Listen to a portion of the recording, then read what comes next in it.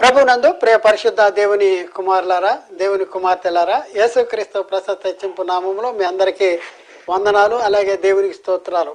ప్రియులారా, మీరందరూ బాగున్నారు కదా? చాలా సంతోషం. మేము కూడా దేవుని కృప వలన మరి మీ మధ్యకు వచ్చి ఈ రీతిగా వాక్యాన్ని పంచుకుంటానికి దేవుడు మాకు ఇచ్చిన గొప్ప ఆధిక్యతను బట్టి దేవునికి మరొకసారి కృతజ్ఞతాస్తుతులు చెల్లిస్తున్నాం. ప్రియులారా, మరి ఈరోజు ఒక ప్రత్యేక అంశం ద్వారా మీ దగ్గరికి రావటానికి దేవుడు మాకు ఎంతో కృపను అనుగ్రహించాడు. అయితే ఈరోజు మనం నేర్చుకునే అంశాన్ని గురించి ఒకసారి పరిశీలన చేసుకుంటే, ఇక్కడ నేటి క్రీస్తు సంఘములో నాటి యెరూషలేము కుమార్తెలు, నేటి క్రీస్తు సంఘములో నాటి యెరూషలేము కుమార్తెలు ఏంటి? క్రీస్తు సంఘం ఏంటి, యెరూషలేము కుమార్తెలు ఏంటి? కొద్దిగా కన్ఫ్యూజ్ అవుతుంది మనకి. ఒకసారి ఆలోచించండి. కన్ఫ్యూజ్ అవుతుంది కదా. ఈ బొమ్మ చూపిస్తే మనకి చాలా వరకు అర్థమవుద్ది. ఈ బొమ్మ చూపిస్తే చాలా వరకు అర్థమవుతుంది.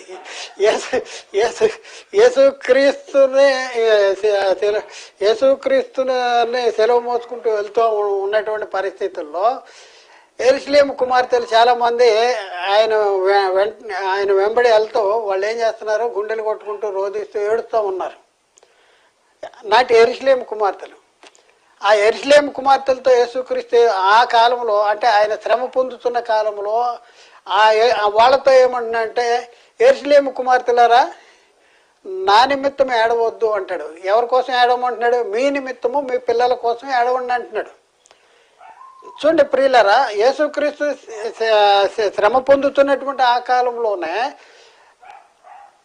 యేసుక్రీస్తు చెప్తున్న మాట ఏంటంటే, నా కోసం ఏడవద్దు అంటాడు. ఎందుకు నా కోసం ఏడవద్దు అన్నాడు?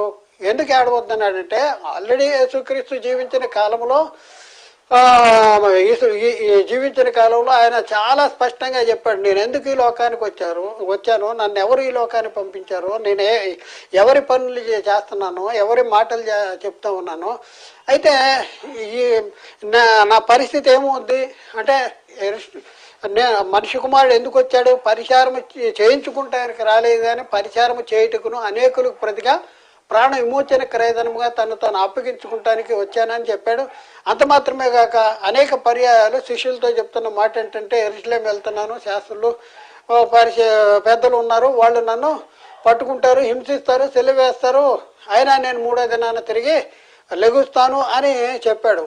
అంత మాత్రమే కాకుండా, నేను నా తండ్రి దగ్గరికి వెళ్తాను, తండ్రి దగ్గరికి వెళ్ళి నేనుండే స్థలంలో మీరు ఉండేలాగా మరలొచ్చి మిమ్మల్ని తీసుకెళ్తాను, నేను మళ్ళీ వస్తాను, మీ హృదయాలను కలవరపడనీయకండి, వెరవనీయకండి, నా తండ్రి ఇంటి అనేక నివాసాలు కలవు, లేని ఏళ్ళ నేను మీతో చెప్తాను అని చెప్పుకుంటూ వచ్చి, నేను వెళ్ళటం వల్ల మీకు ప్రయోజనం అంటాడు. ఏంటి ప్రయోజనం అంటే, నేను వెళ్ళి మీకు స్థలము సిద్ధపరిచి నేనుండే స్థలంలో మీరు ఉండేలాగా నేను మళ్ళీ వచ్చి తీసుకెళ్తాను అన్నాడు. అయితే ప్రియులారా, ఒకసారి ఆలోచించండి. ఇప్పుడున్న పరిస్థితుల్లో యేసుక్రీస్తు ఆ దినాల్లో చాలా స్పష్టంగా చెప్పాడు, లేఖనాల నెరవేర్పుగా వచ్చిన వాడని నేనే అనేది. లేఖనాలు నెరవేర్పుగా వచ్చాడు. లేఖనాలన్నీ కూడా క్రీస్తు పునరుద్ధాన దినాన్ని గురించి, మరి వాగ్దానాలు కానీ లేఖనాలు కానీ క్రీస్తు పునరుద్ధానాన్ని గురించే చెప్తా ఉన్నటువంటి పరిస్థితి. అంటే యేసుక్రీస్తుని వీళ్ళు శ్రమ పెడుతున్నారు, మరి సిలువ వేస్తారు, సమాధి చేస్తారు, అయినా కూడా యేసుక్రీస్తు సమాధిని తిరిగి లెగుస్తాడు, మరణము నిరర్ధకము చేస్తాడు, జీవాన్ని అక్షయతను సువార్త వల్ల వెలుగులోనికి తీసుకొస్తాడు. ఆ క్రీస్తు యేసు మరణాన్ని నిరర్ధకము చేసి జీవాన్ని అక్షయతను వెలుగులోనికి తీసుకొస్తాడు. యేసుక్రీస్తు మృతుల్లోని తిరిగి లేవటం ద్వారా జీవంతో కూడిన నిరీక్షణ అనేది మనకు వస్తుంది. ఏంటి జీవంతో కూడిన నిరీక్షణ అంటే, అక్షయమైనది, నిర్మలమైనది, వాడబారింది స్వాస్థ్యం మనకి కలిగినట్లు ఆయన తన విశేష కనికరం చొప్పున ఆయన మరలా జన్మింపజేశాడు. అంటే యేసుక్రీస్తు ఈ లోకానికి వచ్చిందే పాపులను వెతికి రక్షిస్తానికి, పాపాన్ని తీసివేస్తానికి, నశించిన దాన్ని వెతికి రక్షిస్తానికి. ఆయన ఎందుకు అంటే, మన కోసం ఆయన ఆయన మన పాపముల నిమిత్తం అప్పగించబడాలి, మనల్ని నీతిమంతులుగా తీర్చడానికి తిరిగి లేపబడాలి.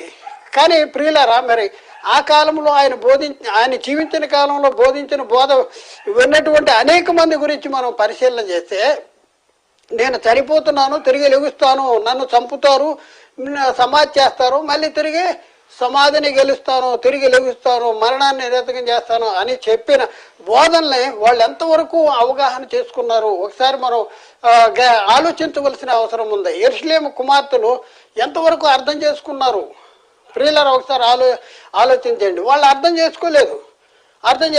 ఏం చేస్తున్నారు? అర్థం చేసుకోకుండా ఆయన కోసం రొమ్ములు కొట్టుకుంటున్నారు, రొమ్ము కొట్టుకుని ఏడుస్తూ ఉన్నారు, ఆయన వెంట వెళ్తున్నారు.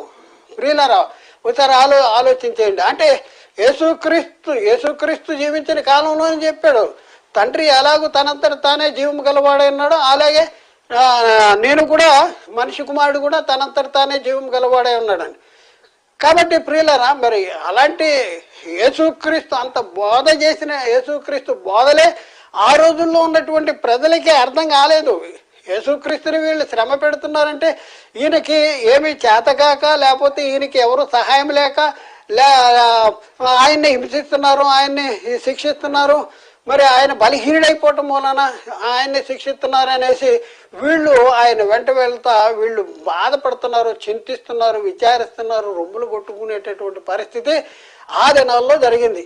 అది యెరూషలేము కుమార్తెలు, అప్పుడున్న పరిస్థితుల్లో ఆ కాలంలో యెరూషలేము కుమార్తెలు. మరి నేటి సంఘములో, క్రీస్తు సంఘములో, ఇక్కడ క్రీస్తు సంఘము అనగానే ఒక డినామినేషన్కి సంబంధించిన సంఘాన్ని గురించి నేను చెప్పట్లా. అది నోట్ దిస్ పాయింట్.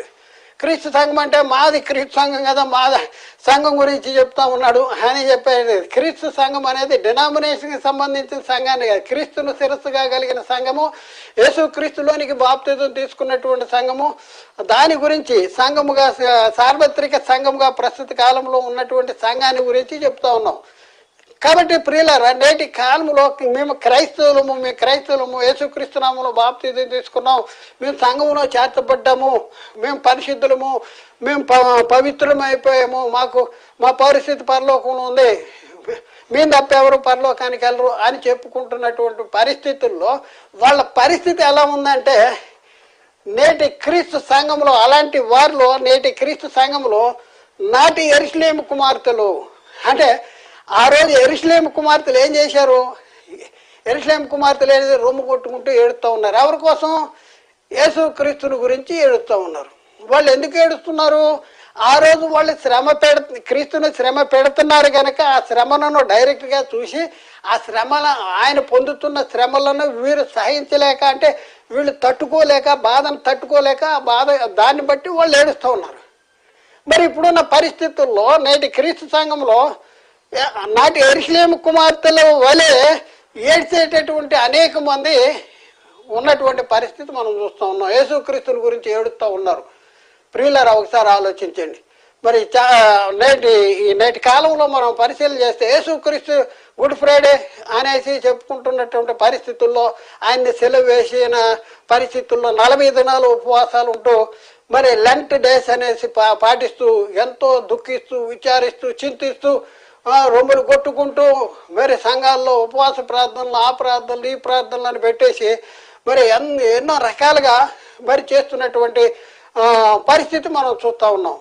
వాస్తవంగా ప్రియులారా మరి నాటి యెరూషలేము కుమార్తెలు మరి క్రీస్తుని గురించి మరి వాళ్ళు చింతించటం కానీ, వాళ్ళు రొమ్ములు కొట్టుకుంటాం కానీ, ఏడుస్తూ కానీ ఆ కాలంలో వాళ్ళకే అంతకు మునుపు బోధ చేసినా కూడా వాళ్ళు డైరెక్ట్గా చూస్తున్నారు కనుక ఆ చూసే దాన్ని బట్టి వాళ్ళు చింతించారని మనం అనుకోవచ్చు. కానీ ప్రియులారా ఒకసారి ఆలోచించండి. అయితే ఇప్పుడున్న కాలంలో క్రీస్తు సంఘంలో, అంటే క్రీస్తుని శిరస్సుగా కలిగిన సంఘం, డినామినేషన్ గురించి కాదు నేను చెప్పేది. డినామినేషన్ వాళ్ళు దాని గురించి మీరు ఆలోచించొద్దు. ప్రస్తుత కాలంలో సార్వత్రిక క్రీస్తు సంఘము, ఈ క్రీస్తు సంఘాన్ని గురించి చెప్తా ఉన్నా. క్రీస్తుని శిరస్సుగా బోర్డు పెట్టుకున్న క్రీస్తు సంఘం అని బోర్డు పెట్టుకున్న వాళ్ళ గురించి కాదు నేను చెప్పేది. క్రీస్తు బోధన అనుసరిస్తున్నాం అని చెప్పేటటువంటి వారి గురించి చెప్తున్నా. అయితే ఈ క్రీస్తు సంఘంలో నేటి కాలంలో ఉన్న క్రీస్తు సంఘంలో ఉన్నటువంటి అనేక మంది మరి ఒక పని పెట్టుకున్నారు. పని పెట్టుకుని ఏంటంటే యేసుక్రీస్తు శ్రమలను జ్ఞాపకం చేసుకుంటాం, యేసుక్రీస్తు పడిన బాధల్ని జ్ఞాపకం చేసుకుంటూ ఆయన కోసం విచారిస్తూ దుఃఖిస్తూ మరి వాళ్ళు రొమ్ములు కొట్టుకుని ఎన్నో రకాలుగా బాధపడుతున్నటువంటి పరిస్థితి మనం చూస్తూ ఉన్నాం. ప్రియులరా, మరి మన అందరికీ చాలా స్పష్టంగా మనకి క్రీస్తు సంఘాల్లో ఈ యొక్క కార్యకలాపాలు జరుగుతూ ఉన్నాయి. ఇది జరుగుతున్నది వాస్తవము. ఈ జరుగుతున్నది మరి వాస్తవంగా చేస్తా ఉన్నారు. ఇది అవసరమా? ఇలా జరిగించాలా? అసలు ఈరోజు క్రీస్తు సంఘానికి ఉన్న బాధ్యత ఏంటి? అసలు యేసు క్రీస్తును గురించి ఎందుకు విచారిస్తున్నారు, ఎందుకు దుఃఖిస్తున్నారు, ఎందుకు బాధపడుతున్నారు? ఈరోజు క్రీస్తుని గురించి దుఃఖించవలసిన, విచారించవలసిన, బాధపడవలసిన అవసరం మనకి ఉన్నదా? ఒకసారి ఆలోచించుకోవలసినటువంటి అవసరం ఉంది. కాబట్టి ప్రియులారా, ఒకసారి ఆలోచించేయండి. ఏం చేస్తున్నాం మనం? ఏంటి మన పరిస్థితి ఏంటి? యేసుక్రీస్తుని గురించి ఇప్పుడు ఎందుకు ఏడుస్తున్నారు? యెరూషలేము కుమార్తెలే ఆ రోజు ఏడ్చారు. మరి ఆ యెరూషలేము కుమార్తెలే నేటి క్రీస్తు సంఘంలో ఉన్నారు. అంటే ఆ ఏడుపై ఇక్కడికి ఏడుపు వచ్చేసింది. వీళ్ళు కూడా ఏడుస్తూ ఉన్నారు. వాళ్ళు ఏడ్చారు, వీళ్ళు ఏడుస్తూ ఉన్నారు. కాబట్టి ప్రియులారా, ఒకసారి నేటి క్రీస్తు సంఘంలో నాటి యెరూషలేము కుమార్తెలు, నేటి క్రీస్తు సంఘంలో నాటి యెరూషలేము కుమార్తెలు, క్రైస్తవులని పిలువబడుతున్నటువంటి మనము ఎవరి నిమిత్తము ఏడవాలి? ఎవరి కోసం ఏడవాలి? ఆ రోజు యేసుక్రీస్తు ఏం చెప్పాడు? ఎవరి కోసం ఏడవమన్నాడు? నా కోసం ఏడవమన్నాడా? ఆ రోజే శ్రమ పడుతున్న ఆ రోజే నా కోసం ఏడవమన్నాడా? అంటే నా కోసం ఏడవద్దు, మీకోసం, మీ పిల్లల కోసం ఏడవండి అన్నాడు. చూడండి, యేసుక్రీస్తు లేఖన ప్రకారము శ్రమ పొంది, సిలువ వేయబడి, మృతి పొంది, సమాధి చేయబడి, లేఖన ప్రకారం 3వ దినాన లేపబడి నేటికి ఇంచుమించు 2 సంవత్సరాలైంది. ఎక్కడికి వెళ్ళాడు? చూడండి, లేఖనాల ప్రకారం యేసుక్రీస్తు మరి ఈ లోకానికి వచ్చాడు, శ్రమ పొందాడు, సిలువ వేయబడ్డాడు, సమాధి చేయబడ్డాడు, తిరిగి లేచాడు, మృతుల్లోండి లేచాడు, మరణాన్ని నిరర్ధకం చేశాడు, జీవన అక్షేత్రను స్వార్థ వలన వెలుగులోనికి తెచ్చాడు. మనకి ఒక గొప్ప నిరీక్షణ, మన విశ్వాసము ద్వారా కలుగు నిరీక్షణకి ఆధారము కూడా యేసుక్రీస్తు మృతుల్లోండి తిరిగి లేవటం ద్వారా మనకి వచ్చేసింది. ఆ రోజు అబ్రాహాముకు వాగ్దానం చేసినప్పుడు విశ్వాసించాడు, విశ్వాసానికి సంబంధించినటువంటి నిరీక్షణ కలిగి ఉన్నాడు. కానీ నిరీక్షణకు ఆధారం అప్పుడు లేదు. నిరీక్షణకు అబ్రాహాముకి ఇవ్వబడినటువంటి వాగ్దాన సంబంధమైన విశ్వాసానికి కలిగిన నిరీక్షణ అనేది ఎప్పుడు వెల్లడైందంటే క్రీస్తు మృతుల్లోండి తిరిగి లేవటం ద్వారా నిరీక్షణ అనేది వెల్లడైంది. కాబట్టి ప్రియులరా, ఒకసారి అది ఇప్పుడున్న పరిస్థితుల్లో మనం ఉన్న పరిస్థితి ఏంటి? మనం యేసుక్రీస్తుని గురించి ఏడవాలా, దుఃఖించాలా, విచారించాలా, సంతోషించాలా, లేకపోతే మనం ఏం చేయాలి? సాతాను మన ఎన్నో రకాలుగా మరి మోసము చేస్తూ ఉన్నాడు. మోసము చేసి మీరే భక్తులు, మీరే విశ్వాసులు, లేకపోతే మీకు తప్ప ఇంకెవరికి పరలోకం లేదు అనేసి మనల్ని భ్రమపరుస్తూ, మనల్ని దేవుని చిత్తాన్ని మనలో జరిగించుకోకుండా మనల్ని విశ్వాస భ్రష్టులుగా చేసేటటువంటి పరిస్థితి మరి నేటి క్రైస్తవ సమాజంలో మరి అనేక మంది ద్వారా జరిగించేటటువంటి పరిస్థితి మనం చూస్తూ ఉన్నాం. ఇప్పుడున్న పరిస్థితి ఏంటి? యేసుక్రీస్తు ఎక్కడికి వెళ్ళాడు? తండ్రి కుడిపాశాన్ని కూర్చున్నాడు. ఏం చేస్తా ఉన్నాడు? మన కోసం విజ్ఞాపన చేస్తున్నాడు. ఆయనకున్న మహిమ ఏంటి? ఎలాంటి మహిమలో ఉన్నాడు? ఎలాంటి మహిమలో ఇప్పుడు శ్రమ పొందుతున్నాడు. ఆ రోజు శ్రమ పొందుతున్న పరిస్థితుల్లోనే వాళ్ళతో అంటున్నాడు, నా కోసం ఏడవబాకండి, మీకోసం, మీ పిల్లలకి. నువ్వు మారు మనసు లేదు. ఈరోజు సంఘాల్లో కూడా మారు మనసు లేని జీవితాలు, రక్షణ లేని జీవితాలు, పైకి డాబుగా జీవిస్తున్నటువంటి జీవితాలు, పేరుకు మాత్రం క్రైస్తవులు జీవిస్తున్నా పేరు మాత్రం ఉంది, కానీ మృతులుగా ఉన్నటువంటి పరిస్థితి. మరి తల్లిదండ్రులే క్రమ శిక్షణలో జీవించినటువంటి పరిస్థితి, క్రైస్తవ క్రమశిక్షణలో జీవించిన పరిస్థితుల్లో పిల్లలు అంతకంటే చెడిపోయేటటువంటి పరిస్థితి ఉన్నారు. కాబట్టి ప్రియులారా, ఒకసారి ఆలోచించండి, ఎవరి కోసం ఏడవాలి? ఈరోజు మన కోసం ఏడవాలి. నా బతుకు మారట్లేదు, నా జీవితం మారట్లేదని మన కోసం ఏడవాలి, మన భార్యల కోసం ఏడవాలి, మన భర్తల కోసం ఏడవాలి, మన బంధువుల కోసం ఏడవాలి, మన పిల్లల కోసం ఏడవాలి. వాళ్ళు ప్రభువులో నడిపించాలి. ప్రభు శిక్షణలోను, భయంలోను, మరి బోధలోను వాళ్ళు జీవించాలి. రక్షణ పొందాలి, నిత్య జీవానికి వారసులు కావాలి అనేసి మనము మన పిల్లల కోసం మనం మొర్ర పెట్టుకోవలసినటువంటి అవసరం ఉండగా మనకి జీవమైనటువంటి ఆయన కోసం యేసుక్రీస్తు ఏమున్నాడు, యేసుక్రీస్తు గురించి రాయబడిన మాట ఒకసారి మనం పరిశీలన చేస్తే ఆయన అంటున్న మాట 1:18 ప్రకటనలో, నేను మొదటి వాడను కడపడు వాడను మృతుడనేతని కానీ ఇదిగో యుగయుగములు సజీవుడనే అన్నాను, మరణం ఎక్కువ పాతాళం ఎక్కువ తాళపు చెవులు నా దగ్గర ఉన్నాయి తాళపు చెవులు. ఏమన్నాడు, మృతుడేనైతని కానీ ఇదిగో నేను యుగయుగములు సజీవుడు ఆయన సజీవుడు గురించి నిన్ను ఏడిపింప చేస్తా ఉన్నాడు సైతానుగాడు. నువ్వు ఏడుస్తున్నావా, నువ్వు రోధిస్తున్నావా, నువ్వు విచారిస్తున్నావా, నువ్వు దుఃఖిస్తున్నావా, ఆయన గురించి నేను సజీవుణ్ణి. ఎవరి కోసం ఏడుస్తున్నాను, దేనికోసం ఏడుతున్నా ఒకసారి ఆలోచించండి. దేవుని చిత్తానుసారంగా నీ జీవితం ఉందా, నీ ప్రవర్తన ఉందా, నీ ఆలోచన ఉందా ఒకసారి ఆలోచించండి. ఏమి లేకుండా ప్రభు అని చెప్తే నీకు పరలోకం ఇస్తాడా? ఆయన చిత్తాన్ని జరిగించాలి. ఆయన చిత్తం ఏదో మరి గ్రహించావా, ఇప్పటికైనా గ్రహించావా ఒకసారి ఆలోచించండి. యేసుక్రీస్తు మరి చెప్తున్న మాటను మనం పరిశీలన చేస్తే, యేసుక్రీస్తు శ్రమ పొందుతున్న ఆ కాలంలోనే నా నిమిత్తము ఏడవకుడి, మీ నిమిత్తము మీ పిల్లల నిమిత్తమును ఏడువుడి అంటాడు. నా నిమిత్తం ఏడవద్దు. ఎందుకంటే ఒకసారి మనం పరిశీలన చేస్తే, ఎందుకంటే నేను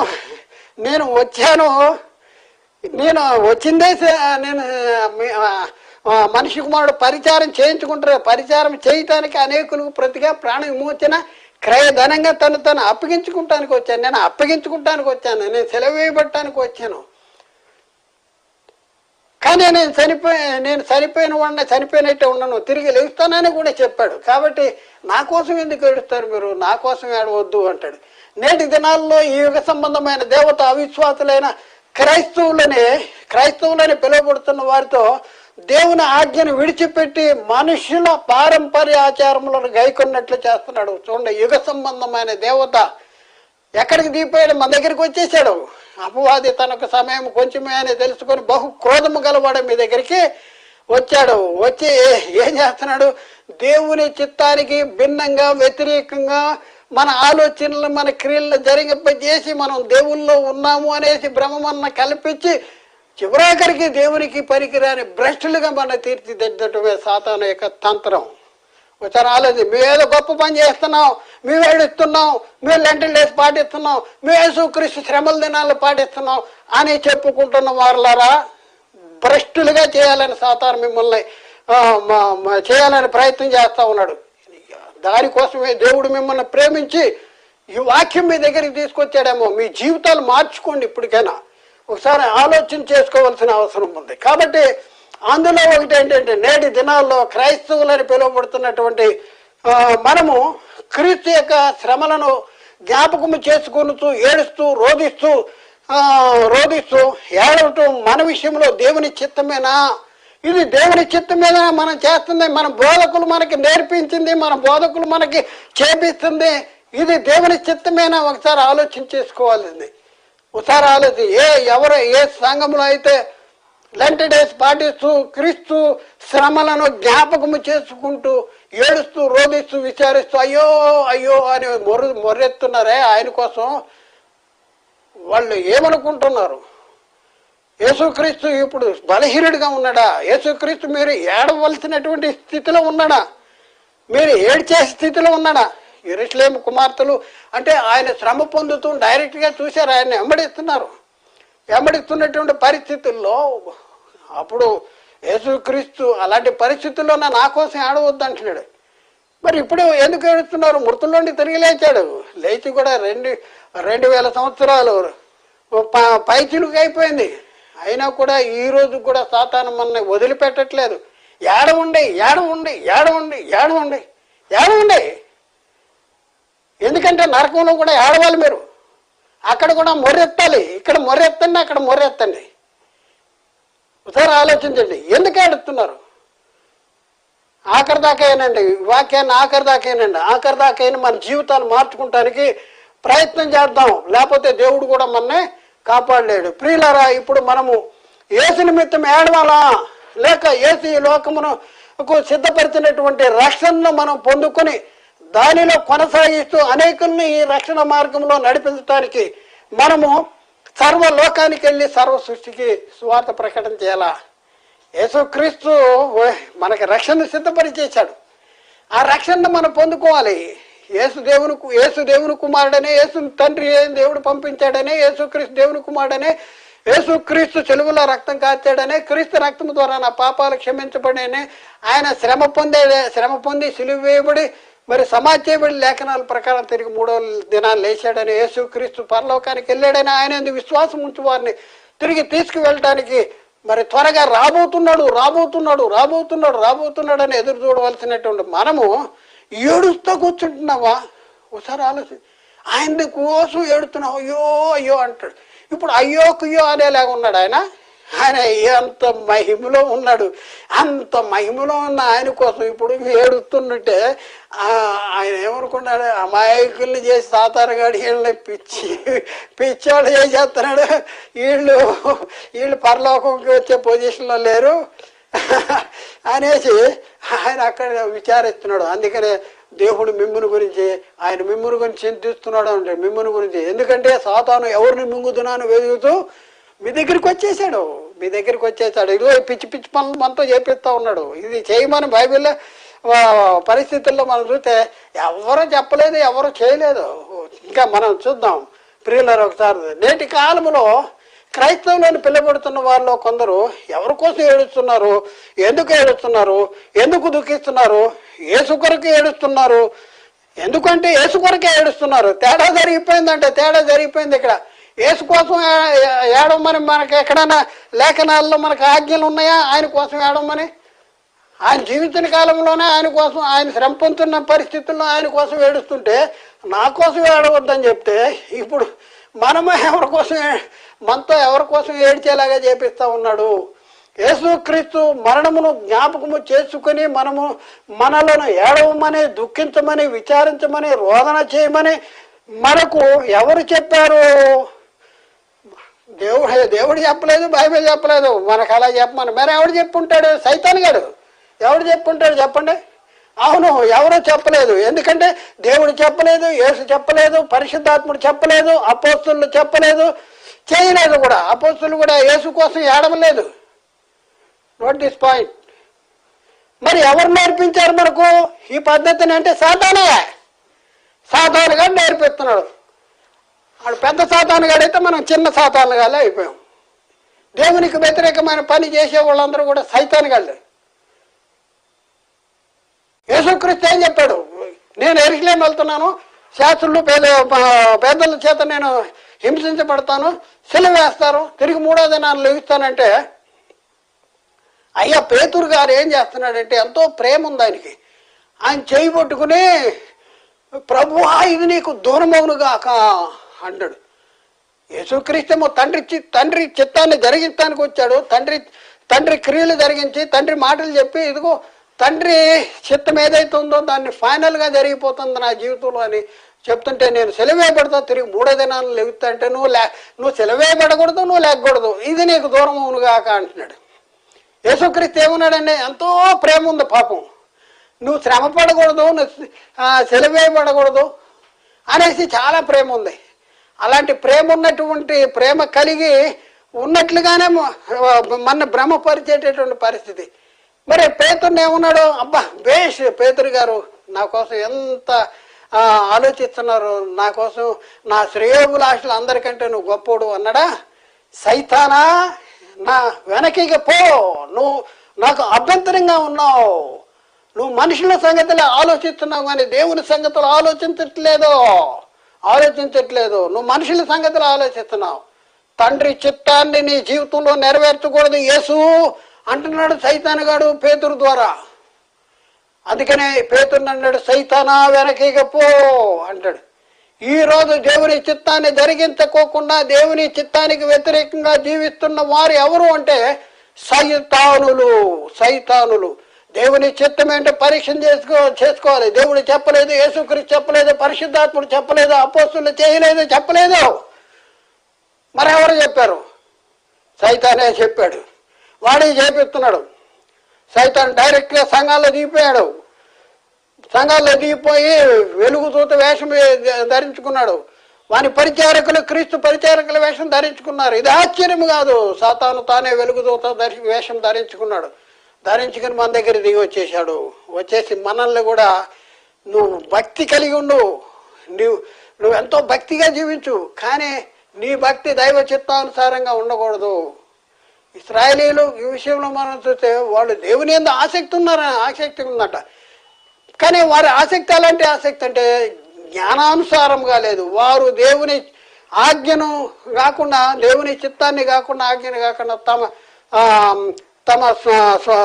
తమ క్రియలు, వాళ్ళ సొంత క్రియలు, వాళ్ళు భ్రష్టులు అయిపోయేటటువంటి పరిస్థితి ఉందని చెప్పేటటువంటి పరిస్థితి. కాబట్టి ప్రియులారు ఒకసారి ఆలోచింది. మేము ఎవరికి వ్యతిరేకం కాదు, బైబిల్లో ఎలా ఉంది, బైబిల్ చెప్తుంది అనేసి చెప్పడానికి మేము వచ్చాం. కేవలం బొమ్మ మార్చేసుకున్న వాళ్ళం కాదు మేము. బ్రతుకు మార్చాలి, మనసు మారాలి, జీవితం మారాలి. బొమ్మలు మార్చుకునే వాళ్ళు చాలామంది ఉన్నారు. అంతకుముందు వేరే బొమ్మ ఉంటే బొమ్మ తిప్పేసి ఇంకొక బొమ్మ, అంతకుముందు ఉన్న బొమ్మను తిప్పి ఏసు బొమ్మ పెడతారు, అంతకుముందు ఉన్న బొమ్మను తిప్పి మరీ బొమ్మ పెడతారు. బొమ్మలు మార్చుకుంటే మీ జీవితాలు మారవు, మీ మనస్సు మారాలి. మనస్సు మారి నూతన మూటం వల్ల రూపాంతరం చెందాలి. ఉత్తమమును అనుకూలమునైన దేవుని చిత్తం మీద పరీక్షించి మీ మనస్సు మారి నూతన మూటం వల్ల రూపాంతరం చెందవలసినటువంటి పరిస్థితి. మార్పు చెందాలి. బైబిల్ చెప్పండి, దేవుడు చెప్పండి, యేసు చెప్పండి, అపోస్తులు చెప్పండి, అపోస్తులు చేయండి. నీతో చేపించేవాడే సైతానుగాడు. మనం కూడా సైతాను అయిపోతామా? ఒకసారి ఆలోచన చేయవలసినటువంటి అవసరం ఉంది. ప్రియులరా, లేఖనాలు మనం చూద్దాం. లోకాసు వార్తలో 23వ అధ్యాయము 27వ వచనం నుండి 28వ వచనం వరకు. గొప్ప జన సమూహము ఆయన్ను గూర్చి రొమ్ము కొట్టుకొనుచు ఆయన శ్రమ పొందుతున్నాడు. అలాంటి పరిస్థితుల్లో గొప్ప జన సమూహము ఆయన గురించి రొమ్ము కొట్టుకొనుచు దుఃఖించుతూ చాలా మంది స్త్రీలు ఆయన్ను వెంబడించిరి. యేసు వారి వైపు తిరిగి, యెరూషలేము కుమార్తెలారా, నా నిమిత్తము ఏడవకుడి, మీ నిమిత్తము మీ పిల్లల నిమిత్తము ఏడవండి. మీ నిమిత్తం మనం సంఘానికి వెళ్ళి మన బతుకు మారట్లేదు అయ్యా, నా బతుకు మారట్లేదని నీ కోసం ఏడవాలి. అయ్యా నా పిల్లల బతుకు మారట్లేదని మీ పిల్లల కోసం ఏడవాలి. సంఘానికి వెళ్ళి యేసు కోసం ఏడుస్తున్నారు వీళ్ళు. పెద్ద పెద్ద దేశాలు పట్టుకెళ్ళిపోయి పక్కన పెట్టేసుకుని పిండుకుంటున్నారు, ఏడుచుకుంటా పక్కన ఖర్చు పెట్టేసి పిండుకుంటా ఏడుస్తున్నారు. పెద్ద పని చేసేస్తున్నాం అనుకుంటున్నారు వీళ్ళు. లెంట్ డేస్ అంట, లెంట్ డేస్. ఏంటి లెంట్ డేస్? ఒకసారి ఆలోచన. ఆయన కోసం దుఃఖిస్తారా? ఆయన కోసం విచారిస్తారా? యేసుక్రీస్తు శ్రమల దినాలు ఆయన ఇప్పుడు శ్రమ పొందుతున్నాడా? లేదు కదా. ఒకసారి ఆలోచించండి, చాలా జాగ్రత్తగా ఆలోచించండి. యేసు వారి వైపు తీర్చి, యెరూషలేము కుమార్తెలారా, నా నిమిత్తం ఏడవకుడి, మీ నిమిత్తము మీ పిల్లల నిమిత్తము ఏడవండి అంటాడు. అలాంటి వారితో యేసు చెప్తున్న మాట ఏమిటో తెలుసా? నేను మిమ్మల్ని ఎన్నడూ ఎరగను, అక్రమము చేయవారులారా నా యొద్ద నుండి తొలగిపోండి. పోండి ఇక్కడి నుంచి, గెట్ అవుట్ అంటున్నాడు. క్రమ జీవితం లేదు, పోండి ఇక్కడి నుంచి అంటున్నాడు. అలాంటి బతుకు, అలాంటి పరిస్థితి మన జీవితంలో ఏర్పడితే మనం ఏమవుతాం ఒకసారి ఆలోచించండి. గౌక్కను మనం చనిపోయిన తర్వాత ఈ పిలుపు, ఈ పలుకు మనం విన్నప్పుడు మనం ఏమవుతాం? అక్రమము చేయవారులారా మిమ్మల్ని ఎన్నడూ ఎరగను, పోండి ఇక్కడి నుంచి, గెట్ అవుట్ ఫ్రమ్ హియర్ అంటాడు. పోండి ఇక్కడి నుంచి అనే పిలుపు. ఎందుకంటే క్రమం కాదు, దేవుని చిత్తం కాదు, లేఖనానుసారం కాదు. అక్కడ ఏదో చేసాం పండగలు, ఇక్కడ ఏదో పండగలు చేయాలి, మనకన్నీ సప్పుళ్లే కావాలి. కాబట్టి ప్రియులారు ఒకసారి ఆలోచింది. మన జీవితం మార్చుకోవాలి మన జీవితాలు, మన పద్ధతులు మార్చుకోవాలి. మా సంఘంలో ఇలా చేయకపోతే జనాలు రాకపోతే నువ్వు ఒక్కడివే కూర్చో, నువ్వు ఒక్కడివే వెళ్ళి పరలోకం. వాళ్ళ కోసం ఆలోచించు, వాళ్ళ కోసం, నీ కడుపు కోసం, డబ్బుల కోసం. వాళ్ళు లేకపోతే నాకు డబ్బులు ఉండవు అనేసి ఏం చేస్తున్నావు? పక్కోడు ఏం చేస్తే నువ్వు కూడా అదే చేస్తున్నావు. నిజం ఇది సరేనా? ఇది పద్ధతేనా? ఒకసారి ఆలోచించండి. ఎన్నడూ ఎరగననే పిలుపు ఎదుర్కోవలసినటువంటి అవసరము ఉంటుంది. కాబట్టి చాలా జాగ్రత్తగా ఆలోచించండి ప్రియులరా. మత్తయి సువార్త 17వ అధ్యాయం 21-23 వచనాల్లో కూడా ఇదే మాటలు అక్కడ రాయబడినటువంటి పరిస్థితి మనం చూస్తా ఉన్నాం. ప్రభువా ప్రభువా అని నన్ను పిలుచు ప్రతివాడు పరలోక రాజ్యంలో ప్రవేశింపడు, కానీ పరలోక ముందున్న నా తండ్రి చిత్తము చేయువాడే ప్రవేశించును. ఆ దినముందు అనేకులు నన్ను చూచి ప్రభువా మేము నీ నామమున ప్రవచింపలేదా, నీ నామమున దయ్యమును వెళ్ళగొట్టలేదా, నీ నామము అనేకమైన అద్భుతములు చేయలేదా అనే పరిస్థితి. అప్పుడు నేను మిమ్మల్ని అన్నడు ఎరగను, అక్రమము చేయవారులారా నా యొద్ద నుండి పొండి, నా యొద్ద నుండి పొండి అనేసేటటువంటి పరిస్థితి ఉంది. ప్రియులరా, ఒకసారి ఆలోచించండి. యేసు కోసం నువ్వు ఎప్పుడు ఏడవాలి? ఒక వ్యక్తి కోసం ఎప్పుడు బాధపడాలి? ఒక వ్యక్తి కోసం ఎప్పుడు చింతించాలి? ఒకసారి ఆలోచించండి. ఒక వ్యక్తి ఉన్నాడంట. ఒక వ్యక్తి ఉండి, ఆ వ్యక్తి ఒక ఊరుంది, ఆ ఊర్లో ఒక వ్యక్తి ఉన్నాడు. చాలా కష్టపడుతున్నాడు. అయినా కూడా తినటానికి కూడా సరైన పరిస్థితి లేదు. అలాంటి పరిస్థితుల్లో అందరి దగ్గర తలక మెతుకు అంత ఇంత అడుక్కుని తిని మరి అలాంటి జీవనం గడుపుతున్నాడు. అలాంటి జీవనం గడిపేటటువంటి పరిస్థితుల్లో కొన్ని రోజులకి అతను మరి పట్నం వెళ్ళాడు. పట్నం అంటే సిటీ వెళ్ళేసి చిన్నగా ఒక వ్యక్తి వచ్చేసి నువ్వు ఇట్లా కాదు నీకు అనేసి చిన్న బిజినెస్ నేర్పించాడు. ఆ బిజినెస్ చిన్నదల్లా పెద్దదైంది, పెద్దదైంది. ఆ తర్వాత ఆ వ్యక్తి వ్యాపారంలో షేర్ ఇచ్చాడు. ఆ తర్వాత మరి అతను కూడా పెద్ద వ్యాపారం పెట్టేసి అనేక మందికి మరి ఆయన ఒకప్పుడు అనేక మంది సహాయాన్ని కోరుకున్న వ్యక్తి ఇప్పుడు ఆయన అనేక మందికి సహాయం చేసేటటువంటి పరిస్థితికి వచ్చాడు.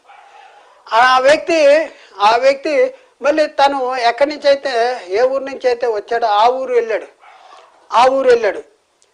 ఊరు వెళ్తే అంతకు మునుపు అతని గురించి అందరూ విచారించేవాళ్ళు. ఈయన ఎలా బతుకుతాడు, ఏంటి, తినడానికి తిండి లేదు, కప్పుకుంటానికి బట్టలేదు, ఎంతో బాధపడుతున్నాడు ఈయన అనేసి చాలా మంది ఆయన కోసం చింతించి విచారించి దుఃఖించిన వాళ్ళు ఈయన కారు వేసుకుని వెళ్ళిపోయి సూటు గీటు కట్టుకుని వెళ్ళిపోయి అక్కడ దిగేసి పాత మిత్రులు లేకపోతే వాళ్ళు ఈయనకి సహాయం చేసిన వాళ్ళు వాళ్ళందరూ ఉన్నారు కదా, మరి వాళ్ళందరూ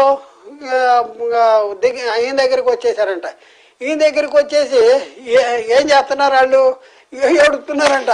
ఈయన కారు వేసుకొచ్చాడు, సూటు బూటు అన్నీ వేసుకొస్తే ఆయన దగ్గరకు వచ్చి ఏడుతున్నారంట. ఆయన ఎదురు నుంచి ఎందుకు ఏడుతున్నారో నా కోసం అంటే, అయ్యా నువ్వు ఒకప్పుడు తినడానికి తిండి ఉండేది లేదు, కట్టుకుంటానికి బట్టలు ఉండేది లేదు, నేను ఇప్పుడు కోటీశ్వరుని అయ్యాను, అనేక మందికి నేనే సహాయం చేస్తున్నాను.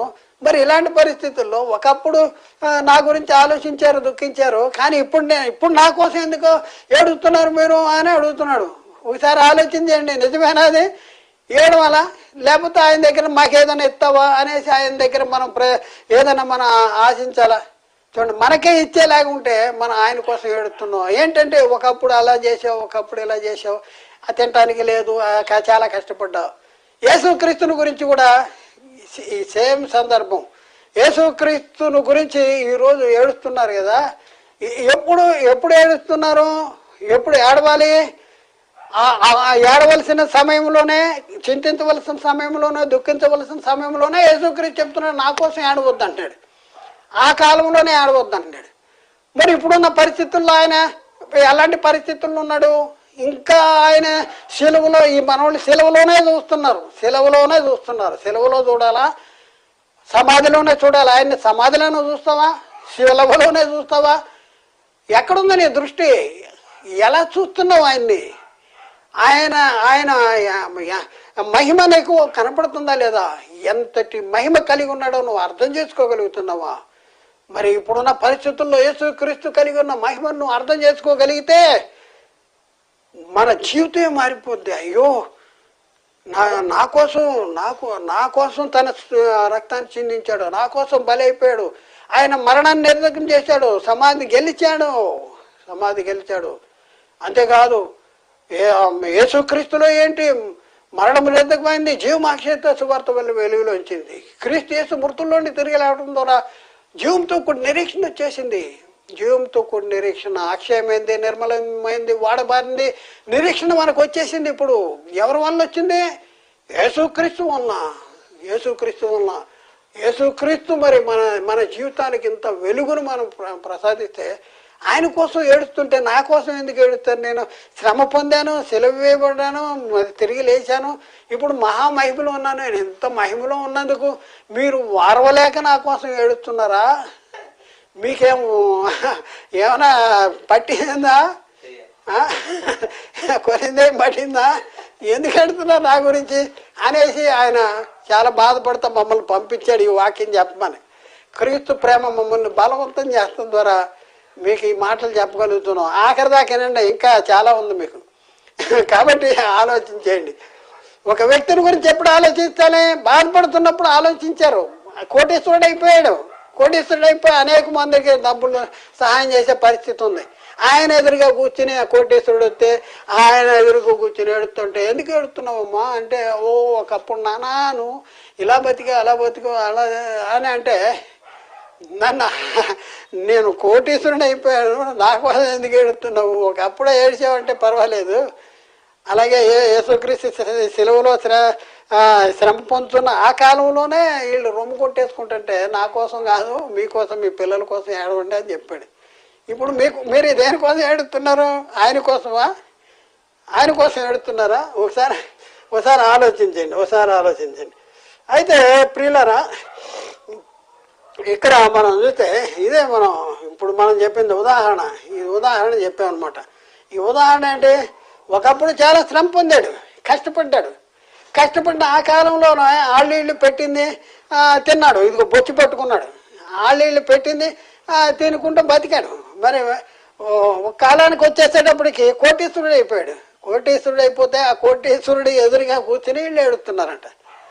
ఆయన కోసం బాధపడదు. నా కోటీశ్వరుడు అయిపోతే నా కోసం బాధపడతారా మీరు? కరెక్ట్ కాదు. అలాగే యేసుక్రీస్తు శ్రమ పొందుతున్న కాలంలోనే నా కోసం ఏడవద్దన్నాడు. మరి ఇప్పుడున్న పరిస్థితుల్లో క్రీస్తు కోసం మనం ఏడవమనే బైబిల్లో ఎక్కడైనా ఉందా? ఒకసారి అది ముఖ్య గమనిక. నేటి కాలంలో క్రైస్తవుల్లో కొందరు ఎవరి కొరకు ఏడుస్తున్నారు, ఎందుకు ఏడుస్తున్నారు, ఎందుకు దుఃఖిస్తున్నారు? ఇది ప్రశ్న. ఈరోజు ప్రశ్న వేస్తున్నాం. యెరూషలేము కుమార్తెలు నేటి క్రైస్తవ సమాజంలో ఉన్నారా? నేటి క్రీస్తు సంఘంలో యెరూషలేము కుమార్తెలు ఉన్నారు. యెరూషలేము కుమార్తెలు ఏడుస్తూ ఉన్నారు. అది రోదన చే స్త్రీలను పిలవనంపుడి అనేసి అక్కడ ఉందంట లేఖనాల్లో. ఇప్పుడు ఎంత రోదన చేస్తే అంత భక్తి ఉన్నట్టంట. వీళ్ళకి భక్తి ఉన్నట్టంట. ఒకసారి ఆలోచించండి. ఇప్పుడున్న పరిస్థితుల్లో యేసుక్రీస్తు కలిగి ఉన్న ఎంత మహిమ కలిగి ఉన్నాడో, ఆయన కలిగి ఉన్న మహిమను నేను ఇంత మహిమ కలిగి ఉంటే నా కోసం ఏడుస్తున్నారా మీరు అని ప్రశ్నిస్తున్నాడు. ఇందాక ధనవంతుడు చూశారు కదా, దరిద్రుడు ధనవంతుడైపోతే ఆ ధనవంతుడిగా వాళ్ళ ఊరు వస్తే ఏడుస్తుంటే నేను గొప్ప ధనవంతుని అయిపోయాను ఏడుస్తున్నారా మీరు అని అడుగుతున్నాడు. ఇప్పుడు యేసుక్రీస్తు మనని సూటి ప్రశ్న అడుగుతూ ఉన్నాడు. ఒకసారి మనం సమాధానం చెప్పవలసిన అవసరం ఉంది. ఇక్కడ చూడండి, పరలోకమందును భూమి మీదను సర్వాధికారం కలిగి ఉన్నందుక మీరు క్రీస్తుని గురించి ఏడుస్తున్నారు. పరలోకమందు భూమి మీద సర్వాధికారం. యేసుక్రీస్తు మృతుల్లోండి తిరిగి లేచిన తర్వాత ఏం చెప్పాడు చెప్పండి. అయితే యేసు వారి ఎద్దుకు వచ్చి పరలోకమందును భూమి మీదను నాకు సర్వాధికారం ఉంది. ఎక్కడ అధికారం? పరలోకమందు భూమి మీద సర్వాధికారము నాకు ఉంది అని చెప్పినటువంటి యేసుక్రీస్తుని గురించి మీరు ఏడుస్తున్నారు. యేసుక్రీస్తు మీకు మహిమలో కనపట్లేదా? ఇంకా సిలువలోనే చూస్తూ ఉన్నారా? ఒకసారి ఆలోచించేయండి. ఒకసారి అంటే ఆయన పరలోకంలో భూమి మీద సర్వాధికారం కలిగి ఉండటం మీకు ఇష్టం లేదా? ఏడుస్తున్నారు. ఒకసారి ఆలోచించుకోండి. సాతాను గడ మనకి నేర్పించేస్తున్నాడు. ఇంకా మనం చూద్దాం. పరలోకమందు ఉన్న వారిలో కానీ, భూమి మీద ఉన్న వారిలో కానీ, భూమి క్రింద ఉన్న వారిలో కానీ ప్రతి వాని మోకాలు యేసు నామమున వంగునట్లు దేవుడు చేసినందుక మీరు క్రీస్తుని గురించి ఏడుస్తున్నారు. దేవుడు క్రీస్తుని మృతుల్లోని తిరిగి లేపి ఏం చేశాడు? పరలోకమందు ఉన్న వారిలో కానీ, భూమి మీద ఉన్న వారిలో కానీ, భూమి కింద ఉన్న వారిలో కానీ ప్రతి వాని మోకాలు యేసు నామమున వంగునట్లును, ప్రతి వాని నాలిక తండ్రి అయిన దేవుని మహిమార్థమై యేసు క్రీస్తును ప్రభువుని ఒప్పుకున్నట్లును, ఆయనను అధికంగా హెచ్చించి తన కుడి పార్శ్వమున కూర్చుండబెట్టుకుంటే ఆయన గురించి మీరు ఏడుస్తున్నారు. ఆయన గురించి ఎడవమని సాతాను కూడా మీకు నేర్పిస్తున్నాడు. అందుకని మీరు ఏడుస్తున్నారు. ఎంత మహిమలో ఉన్నాడు చూడండి. అందుచేత పరలోకముందున్న వారిలో కానీ, భూమి మీద ఉన్న వారిలో కానీ, భూమి కింద ఉన్న వారిలో కానీ ప్రతివాని మోకాలు యేసు నామమున వంగునట్లును, ప్రతివాని నాలుక తండ్రి అయిన దేవుని మహిమార్థమై యేసుక్రీస్తు ప్రభువును ఒప్పుకున్నట్లును ఆయన్ని అధికంగా ఇచ్చించి తన కుడి పార్శ్వాన కూర్చున్నాడు. ఎంత మహిమలో! ఇక కనపట్టలేదా? ఏడుస్తున్నావు ఆయన కోసం, ఆయన కోసం విచారిస్తున్నావు, దుఃఖిస్తున్నావు. ఇప్పుడు ఏం చేయాలి? ఒకసారి ఆలోచించండి. ఇంకా ఇంకా చాలా ఉన్నాయి, ఇంకా చూద్దాం. ఇప్పుడున్న పరిస్థితుల్లో ఆయనకున్న అధికారం అంటే దూతల మీద, అధికారుల మీద, శక్తుల మీద అధికారము పొందినవాడుగా ఉన్నాడంట. అందుకే మనం ఏడుస్తున్నాం. లేఖనాల్లో అన్నీ ఉన్నాయి. ప్రస్తుత కాలంలో క్రీస్తు కలిగి ఉన్న మహిమ ఏంటి? యేసుక్రీస్తు మృతుల్లోని తిరిగి లేచిన తర్వాత ఆయన పొందుకున్న మహిమ ఏంటి? లేఖనాల్లో చాలా పరిశుద్ధాత్మ ద్వారా అపోస్తుల చేత చక్కగా వివరించబడి, అవి మనకి కనపడకుండా చేస్తాడు సాతానుగాడు. అవి మీరు చదవద్దు అంటున్నాడు సాతానుగాడు. దూతల మీద, అధికారుల మీద, శక్తుల మీద అధికారము పొందిన వాడే మరి పరలోకంలో ఉన్నటువంటి పరిస్థితి. అందుకనే మీరు ఏడుస్తున్నారు. ఒకసారి నోట్ దిస్ పాయింట్ చూడండి.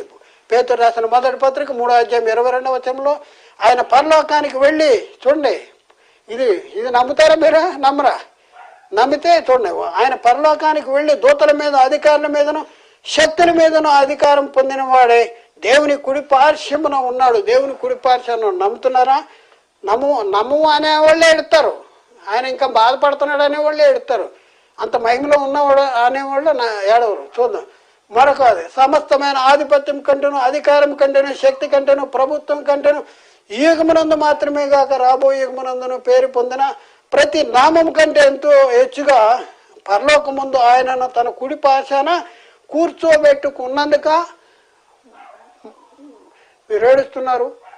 ఒకసారి ఎంత మహిమలో ఉన్నాడు మీకు అర్థమవుతుందా? ఎఫ్సి పత్రిక 1:20 ఆయన బలాతిశయము చేత క్రీస్తును మృతుల్లో ఉండి లేపి సమస్తమైన ఆధిపత్యం కంటేను, అధికారం కంటేను, శక్తి కంటేను, ప్రభుత్వం కంటేను ఈ యుగమునందు మాత్రమే గాక రాబో యుగమునందును పేరు పొందిన ప్రతి నామం కంటే ఎంతో హెచ్చుగా హెచ్చించి పరలోకం ముందు ఆయన తన కుడి పార్శ్వాన కూర్చోబెట్టుకుని ఉన్నాడు. మరియు సమస్తమును ఆయన పాదముల కింద ఉంటే సమస్తమును పైన ఆయనను సంఘములకు శిరస్సుగా నియమించి ఉన్నాడు. ఎంత మహిమండి. బైబిల్ చదువుతున్నారా మీరు? ఈ ఏడ్చేవాళ్ళు, ఈ దుఃఖించేవాళ్ళు, రొమ్ము కొట్టుకునేవాళ్ళు బైబిల్ చదువుతున్నారా? క్రీస్తు ఎంత మహిమలో ఉంటే అంత మహిమలో ఉన్న యేసు క్రీస్తుని గురించి ఇప్పుడు ఏడుస్తూ ఉంటే, దుఃఖిస్తూ ఉంటుంటే ఏమనుకుంటాడు చెప్పండి? ఆయన చింతిస్తూ ఉన్నాడు. ఆయన చింతిస్తున్నాడు మన కోసం. దేవుడు మిమ్ముని గురించి చింతిస్తున్నాడు అనే లేఖనాల్లో రాయబడి ఉన్నాయి. కాబట్టి ప్రియులరా, ఇక్కడ మరొక మాట ఏంటి? దూతల కంటే ఎంతో శ్రేష్టమైన నామము పొందిన వారికంటే అంత శ్రేష్ఠుడై ఉన్నత లోకముందు దేవుని కుడి పార్శ్వమున కూర్చున్నందుక మీరు ఏడుస్తున్నారు యేసుక్రీస్తుని గురించి. ఒకసారి ఆలోచింది. ఆయనకున్న మహిమ ఏంటంటే ఎబ్రీ పత్రిక 1వ అధ్యాయం 3వ వచనంలో ఆయన దేవుని మహిమ యొక్క తేజస్సును, ఆయన తత్వం యొక్క మూర్తిమంతమునండి తన మహత్తు గల మాట చేత సమస్తమును నిర్వహించుతూ పాపముల విషయమే శుద్ధీకరణ తానే చేసి దూతల కంటే ఎంతో శ్రేష్టమైన నామం పొందిన అంతకంటే శ్రేష్ఠుడే ఉన్నత లోకమందు మరి ఆయన కుడి పార్శ్వాన కూర్చున్నాడు. ఉన్నత లోకమందు మహామహుడవు దేవుని కుడి పార్శ్వమున కూర్చుండెను. మహామహుడు దేవుని కుడి పార్శ్వాన కూర్చున్న యేసుక్రీస్తుని గురించి నేను రొమ్ములు కొట్టుకుంటున్నాను అంటే సైతాన్ అంటున్నాడు. అక్కడ ఈ సైతాన్ బట్టి అయింది వీడికి. సైతాన్నే ఎడుతున్నారు. అంత మహిమలో ఉన్న ఆయన కోసం నువ్వు ఎడుతున్నావా? మనది ఒకసారి ఆలోచించండి. మరొక మాట, మహిమా ప్రభావములతో కిరీటము ధరించిన వానిగా ఆయన్ను చూస్తున్నాము అంటాడు. మహిమా ప్రభావములు గలవానిగా ఆయన్ని చూస్తున్నాము. ఎంత మహిమా ప్రభావములు కిరీటము ధరించిన వానికి. ఎబ్రీ పత్రిక 2:9 దేవుని కృప వలన ఆయన ప్రతి మనుషుని కొరకు మరణము అనుభవించినట్లు దూతల కంటే కొంచెం తక్కువ వానిగా చేయబడిన యేసు మరణము పొందినందున మహిమా ప్రభావములతో కిరీటము ధరించిన వానిగా ఆయన్ను చూస్తున్నాము అని చెప్పేటటువంటి పరిస్థితి. ఇంకా మనం చూస్తే యేసును దేవుడు యేసును దేవుడు ప్రభుగాను క్రీస్తుగాను నియమించినందుక, యేసునంటే దేవుడు లేపాడంట, లేపిన యేసుని దేవుడు ప్రభుగాను క్రీస్తుగాను నియమించాడని ఉంది. అందుకనే మనం ఏడుస్తున్నామా? ఒకసారి ఆలోచింది. అపోస్తుల కార్యము 2:36 మీరు సిలువ వేసిన యేసుని దేవుడు ప్రభుగాను క్రీస్తుగా నియమించిన ఇది ఇశ్రాయేలీల వంశమతరుడిగా తెలుసుకోవాలి అంటాడు. చూడండి, మీరు సిలువ వేశారు ఇశ్రాయేల్లో, కానీ దేవుడు మృతుల్లోండి లేపి ప్రభువుగా క్రీస్తుగా నియమించాడు. అందుకనే మన సాతాను ఏడమంటున్నాడా? అందుకనేనా ఆయన పొందిన మహిమను ప్రభువుగా క్రీస్తుగా ఉంటే మనం ఓరవలేకుండా ఆయన కోసం మనం ఏడుస్తున్నామా? ఒకసారి ఆలోచించండి. దేవుడు ఆయన్ని అధిపతిగాను రక్షకునిగాను తన దక్షిణ చేత హెచ్చించినందుక మీరు ఏడుస్తున్నారు. దేవుడు ఆయన్ని హెచ్చించాడంట. అపోస్తుల కార్యము 5:31 ఇశ్రాయేలీలు మారు మనసును పాప క్షమాపణ దయచేయుటకై దేవుడు ఆయన్ని అధిపతిగాను రక్షకునిగాను తన దక్షిణ హస్త బలం చేత హెచ్చించాడంట. అంత మహిమలో హెచ్చిస్తే ఆయన కోసం నేను ఏడుస్తాను అంటే ఏడు చాలా చాలా టైం ఏడ్చేది ఉంది. అక్కడ ధనవంతుడు ఉన్న దగ్గరికి వెళ్ళిపోతే ఇక్కడ ప్రాక్టీస్ చేసుకోండి. యేసుక్రీస్తు అందరికీ ప్రభు అంట నియమించేందుకే మీరు క్రీస్తుని గురించి అడుగుతున్నారు. యేసుక్రీస్తు ఎందరికి ప్రభు అండి? అందరికీ ప్రభు. యేసుక్రీస్తు అందరికీ ప్రభు. అందుకనే మనకు ప్రభువేనా? యేసు ప్రభు అని నోటితో ఒప్పుకుని దేవుడు క్రీస్తుని మృతుల్లో ఉండి లేపాడని నువ్వు నమ్మితే నీకు రక్షణ వస్తుందను. ఇంకా మృతుల్లోనే ఉన్నాడు అని ఏడుస్తాను అంటే నీకు రక్షణ ఉండదు. ఏడుస్తావా? ఏడు. మరి చూడండి, ఎందుకు ఏడుస్తున్నావు? అపోస్తుల కార్యం 10:36 చూస్తే యేసు క్రీస్తు అందరికీ ప్రభు, ఆయన ద్వారా దేవుడు సమాధానకరమైన సువార్తను ప్రకటించి ఇశ్రాయేలుకు పంపిన వర్తమానమును మీరు ఎరుగుదురు అంటాడు. ఇంకా యేసుక్రీస్తు చెప్తున్న అద్భుతమైన మాట మనం చూస్తే, ఎవడును నా ప్రాణమును తీసుకొనుడు, నా అంతట నేనే దాన్ని పెట్టుతున్నాను, దాన్ని పెట్టుటకు నాకు అధికారం కలదు, దాన్ని తిరిగి తీసుకుంటకు నాకు అధికారము కలదు అని చెప్పినందుక.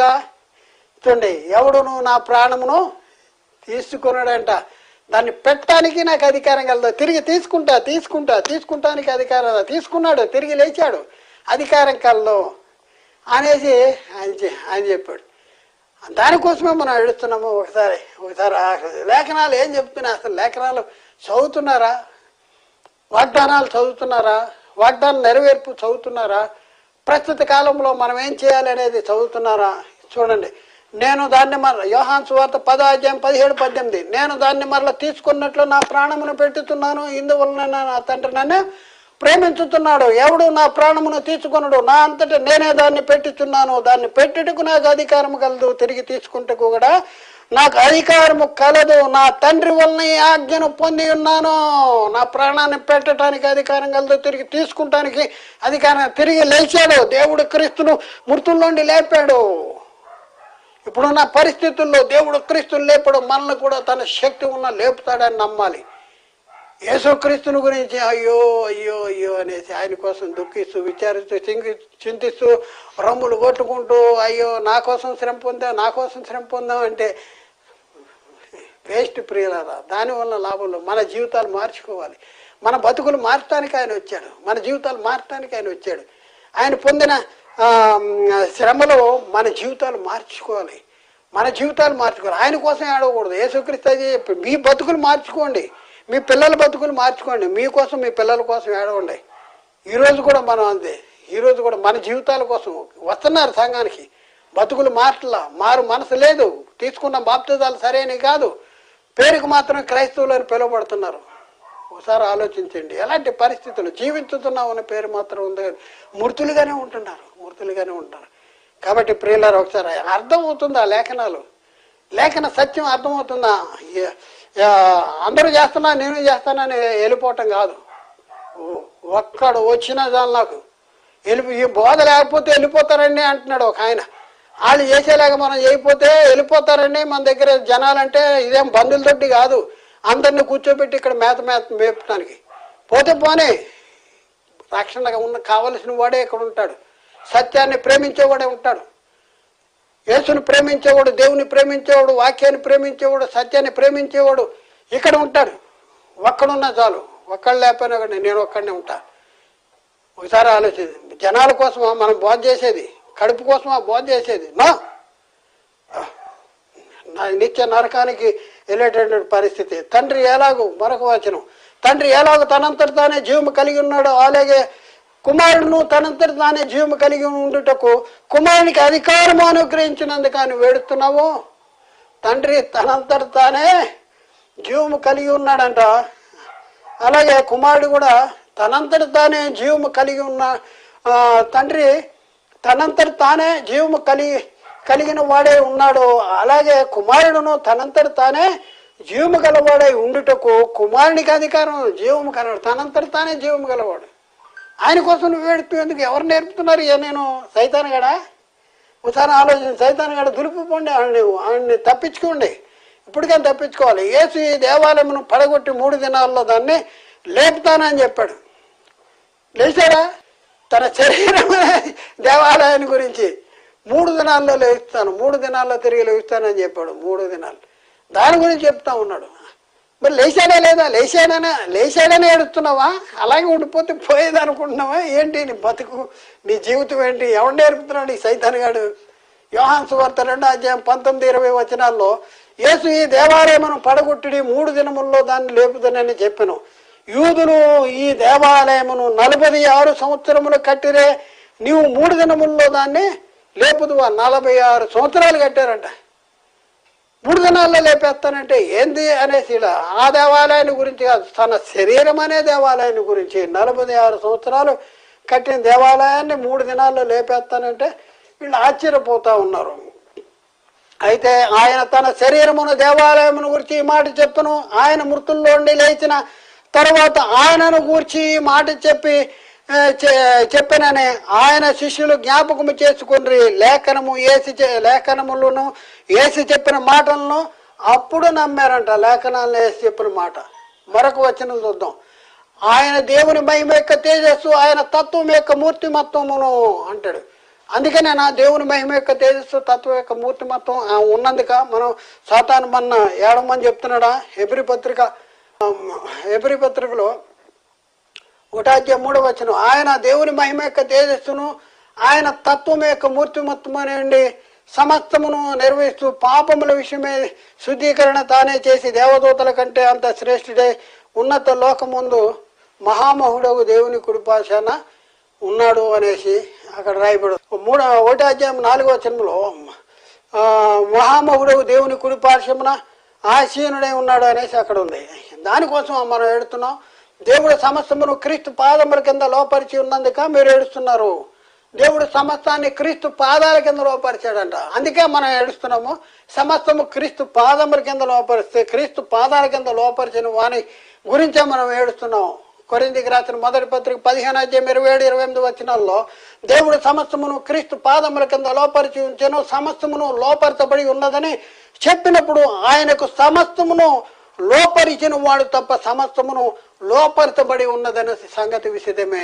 లోపరిచిన వాడు తప్ప సమస్తాన్ని లోపరిచేశాడంట. అంటే దేవుడు తన్ను తప్ప మిగిలిన సమస్తాన్ని యేసుక్రీస్తుకి అప్పగించేశాడు.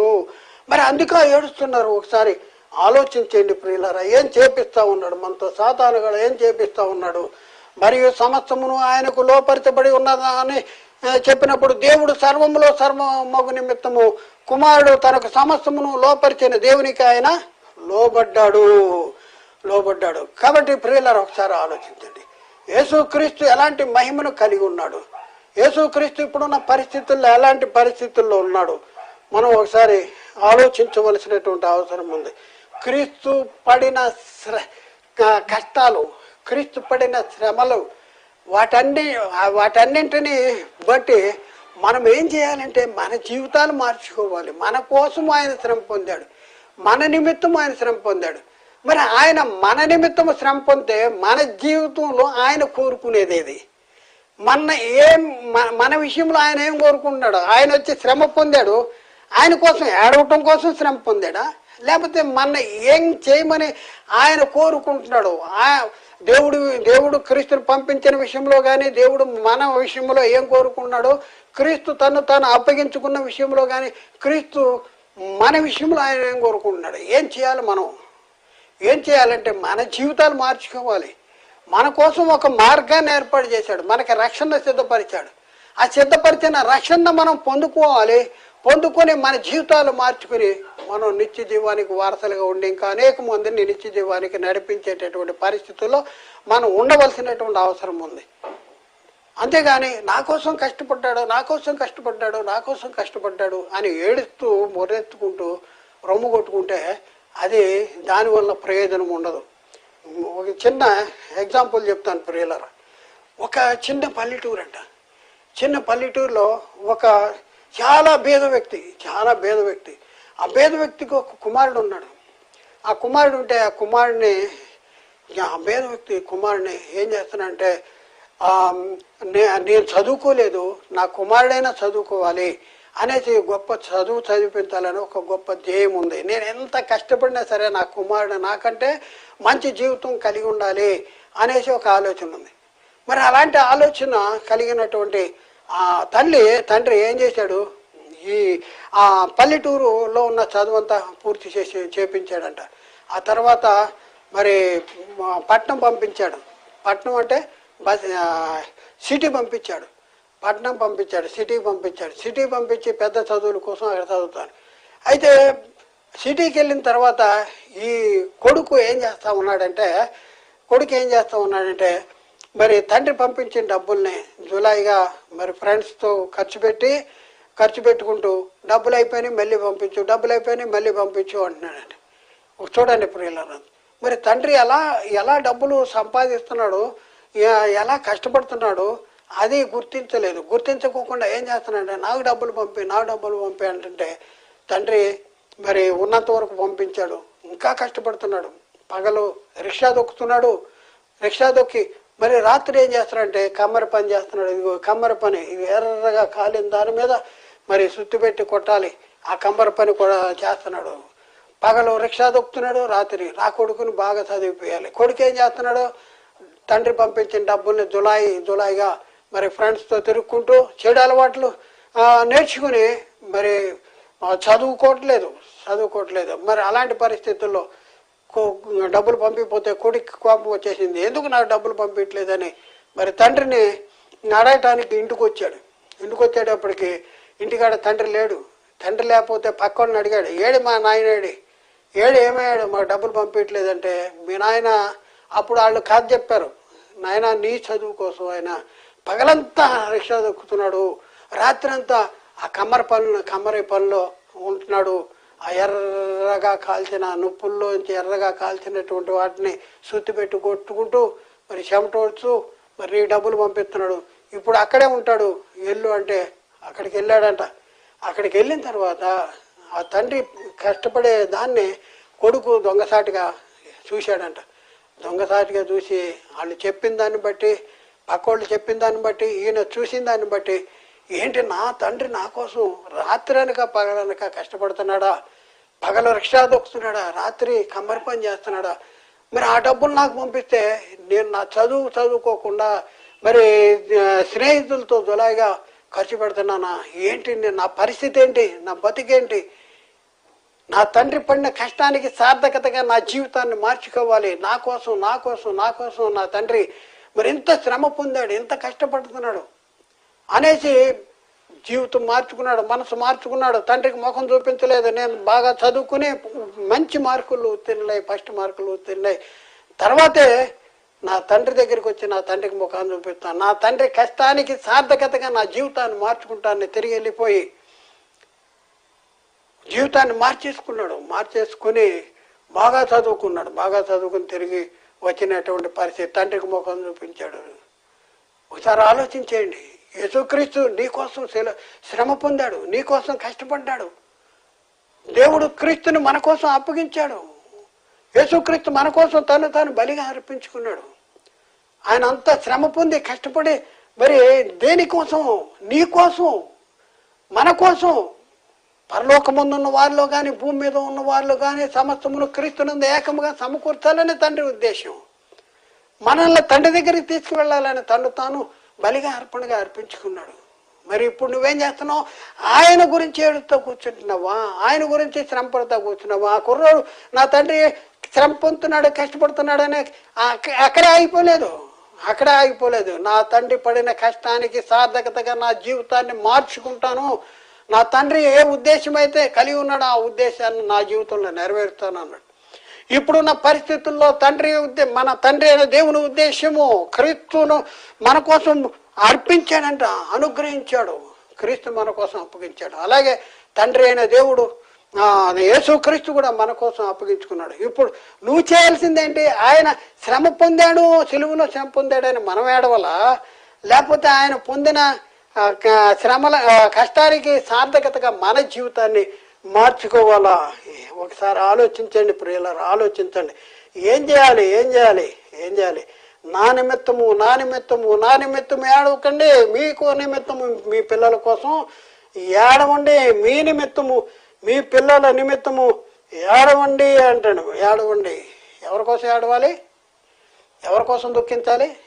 ఎవరి కోసం శ్రమపడాలి? ఎక్కడున్నాను? ఏం చేపిస్తున్నాడు? మన జీవితం మార్చుకోవాలా వద్దా? మన జీవితం మార్చుకోవాలి. మనం మార్చుకుని మన జీవితంలో ఆ క్రీస్తుని చూపించాలి. క్రీస్తుని పోలి నడుచుకోవాలి, దేవుని పోలి నడుచుకోవాలి, దేవ స్వరూపాలుగా మార్చబడాలి, దేవుని స్వరూపములు సృజించబడిన నవీన స్వభావాన్ని ధరించుకోవాలి. యేసుక్రీస్తు వచ్చి కనిపించని తండ్రిని మనకు చూపించిన వాడు యేసుక్రీస్తు. ఈరోజు మనం దేవ స్వరూపాలుగా మార్చబడాలి, దేవుని స్వరూపములు సృజించబడిన నవీన స్వభావం కలిగినటువంటి వారు మనం మార్చబడాలి. యేసుక్రీస్తు పడిన కష్టానికి సార్థకత మన జీవితంలో కలిగించాలి. మన జీవితం కలిగించాలంటే మన పరివర్తన మారాలి, మన ఆలోచన మారాలి, మన క్రియలు మారాలి, మన ప్రవర్తన మారాలి, సమస్తము మారాలి. ఎక్కడ తీసుకెళ్తున్నాడు సాతానుగాడు? ఎవరి కోసం ఏడుస్తున్నారు? ఏంటి? ఎవరు చెప్పారు ఇది? తండ్రి చెప్పాడా? యేసు చెప్పాడా? అపోస్తులు చెప్పారా? అపోస్తులు చేశారా? లేకపోతే మన చేయమని పరిశుద్ధాత్మని బోధలు ఎక్కడైనా ఉందా? ఏడవండి. ఆయన కోసం ఏడవండి. క్రీస్తు శ్రమల దినాలని 40 రోజులు పెట్టుకుని ఆ 40 రోజులు కూడా ఆయన కోసం ఆయన పడిన శ్రమల్ని జ్ఞాపకం చేసుకోండి అన్నాడు. ఆయన పడిన శ్రమల్ని శ్రమలకి సార్థకత మన జీవితంలో నెరవేర్చాలంటే మనం మార్పు చెందాలి. ఇంకా చాలా ఉంది ప్రియులరా, ఇంకా చాలా సంగతులు ఉన్నాయి చెప్పాల్సినవి. ఇప్పటి వరకు విన్న దాన్ని బట్టి మన జీవితం మనం మార్చుకుంటానికి సిద్ధమేనా? ఒకసారి సిద్ధమేనా? మనం మార్చుకోవద్దా? ఏంటి ఇది? ఆయన మహామహుడిగా ఉండి దేవుని కుడిపార్శ నుండి 3 లోకాల్లో అధికారం కలిగి ఉండి మరణం ఎక్కువ, పాతాళం ఎక్కువ, తాళిత్యముల స్వాధీనంలో ఉన్నాయి. ఇదిగో మృతుడనైతేనే కానీ ఇదిగో యుగములు సజీవుడిగా ఉన్నాను అని చెప్పినటువంటి ఆయన కోసం నువ్వు ఏడుస్తున్నావా? నీ బుర్రలో ఇంకేముందా? సిలువే ఉందా? లేకపోతే మహిమలో ఉన్న ఆయన చూస్తున్నావా? మహిమలో ఉన్న యేసుక్రీస్తుని చూస్తున్నావా? ఎవరిని చూస్తున్నావు నువ్వు? ఎవరు కనపడాలి నీకు? ఇప్పుడు ఎవరిని చూడాలి నువ్వు? ఒకసారి ఆలోచించండి. ఇంకా అక్కడే చూస్తున్నావా? సిలువలోనే చూస్తున్నావా ఆయన్ని? లేకపోతే సిలువేబడిన క్రీస్తుని చూస్తున్నావా? 3 లోకాలకి అధికారం కలిగి ఉన్నటువంటి ఆ క్రీస్తుని చూస్తున్నావా? ఏ సింహాసనం కనపడుతుంది? 3 లోకాల్లో అధికారం కలిగి ఉన్నాడు. మరణం ఎక్కువ, పాతాళం ఎక్కువ, తాళపు చెవులు నా స్వాధీనంలో ఉన్నాయి. నా స్వాధీనం. ఇదిగో మృతుడినైతేనే కానీ ఇదిగో యుగములు సజీవుడిగా ఉన్నాను. నా కోసం ఎందుకు ఏడుస్తారు మీరు? ఒకసారి ఆలోచించుకోండి. ఎవరి కోసం ఏడుస్తున్నారు? ఇప్పుడు ఎవరి కోసం ఏడవాలి చెప్పండి? యేసుక్రీస్తు ఏం చెప్పాడు? నా నిమిత్తము మీరు ఏడవన్నది మీ నిమిత్తము మీ పిల్లల కోసం ఏడవాలి. ఏడుద్దామా అలా? నా కొడుకు నా మాట వింటలేదు, దేవుని వాక్యంలో లేడు, నా జీవితం నేను మారలేకపోతున్నాను, పైకి బాగానే కనపడతాం కానీ మన జీవితంలో అంతా డొల్లే ఉంటుంది. పొద్దున్న లేగడు, ప్రార్థన చేయడు, వాక్యం చదవడు, మరి వాక్యానుసారమైన జీవితం ఉండదు. రకరకాల ఇక అవన్నీ చెప్తే బాగోదు. రకరకాల జీవితాలు మన నిత్య జీవితంలో ఉంటుంది. మరి ఇవన్నీ మానేసి దేవుని చిత్తాన్ని మన జీవితంలో నెరవేరుస్తూ దేవుని ఇష్టానుసారంగా మనం జీవిస్తూ క్రీస్తు పడిన పాటలకి ఏదైతే కష్టపడ్డాడో దానికి సార్థకతగా మన జీవితాలు మార్చుకుందాం. ప్రియులారా, ఆలోచించండి, అర్థం చేసుకోండి, సత్యాన్ని గ్రహించండి. ఇది ఎవరు వ్యక్తిగతంగా కానీ సంఘపరంగా కానీ సంస్థపరంగా కానీ చెప్పడం కాదు. సాతాను మన ఎన్నో రీతులుగా మోసం చేస్తూ నువ్వే మన భ్రమపరుస్తున్నాడు. నీకే పరలోకము, నీకే నిత్యజీవము, నీకు తప్ప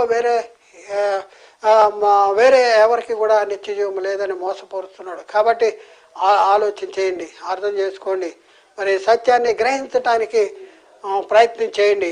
దేవుడు మాట్లాడిన ప్రతి మాట ప్రతి ఒక్క హృదయంలో నీరుగట్టి ఫలింప చేయునుగాక. ఆమేన్. అందరికీ వందనాలు. దేవునికి స్తోత్రాలు.